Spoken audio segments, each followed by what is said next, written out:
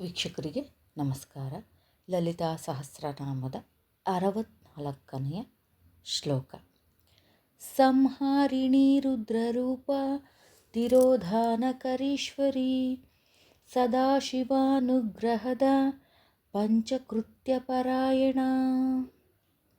ಇಲ್ಲಿ ಸಂಹಾರಿಣಿ ಅಂದರೆ ಪಾರ್ವತೀದೇವಿ ಅಥವಾ ಲಲಿತಾದೇವಿಯನ್ನು ನಾವು ಕಾಳಿ ಸ್ವರೂಪಿಣಿಯಾಗಿ ಅವತರಿಸಿ ಪ್ರಳಯ ಕಾಲದಲ್ಲಿ ಸಕಲ ಜೀವರಾಶಿಗಳ ಸಂಹಾರ ಕಾರ್ಯವನ್ನು ಕೈಗೆತ್ತಿಕೊಂಡಾಗ ಆಕೆಯನ್ನು ನಾವು ಸಂಹಾರಿಣಿ, ಶ್ರೀಮಾತೆ, ರುದ್ರರೂಪಿಣಿ ಅಂದರೆ ದುಃಖಗಳನ್ನು ಹೋಗಲಾಡಿಸುವ ದೈವ ರುದ್ರ.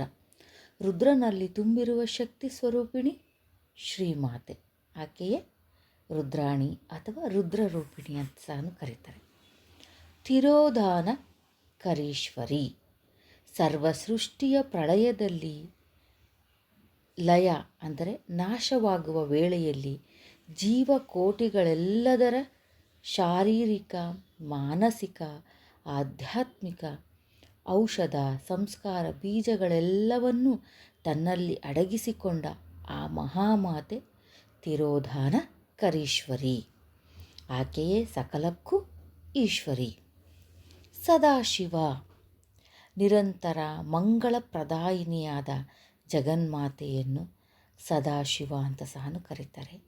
ಅನುಗ್ರಹದ, ಪ್ರಳಯ ಕಾಲದಲ್ಲಿ ತನ್ನಲ್ಲಿ ಅಡಗಿಸಿಕೊಂಡ ಸರ್ವ ಸಂಸ್ಕಾರ ಬೀಜಗಳನ್ನು ಮತ್ತೆ ಆಯಾ ಶಾರೀರಿಕ ರೂಪಗಳೊಂದಿಗೆ ಸೃಷ್ಟಿಯಲ್ಲಿ ಉದ್ಭವಿಸುವಂತೆ ಮಾಡುವ ತಾಯಿಯೇ ಅನುಗ್ರಹದ ಮತ್ತು ಪಂಚಕೃತ್ಯ ಪರಾಯಣ.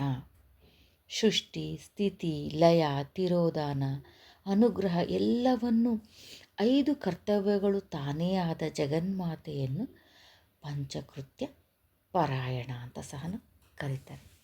ಇದಿಷ್ಟು 64ನೆಯ ಶ್ಲೋಕ ಮತ್ತು ವಿವರಣೆ. ಮುಂದಿನ ಶ್ಲೋಕ ಮತ್ತು ವಿವರಣೆಯೊಂದಿಗೆ ಭೇಟಿಯಾಗೋಣ.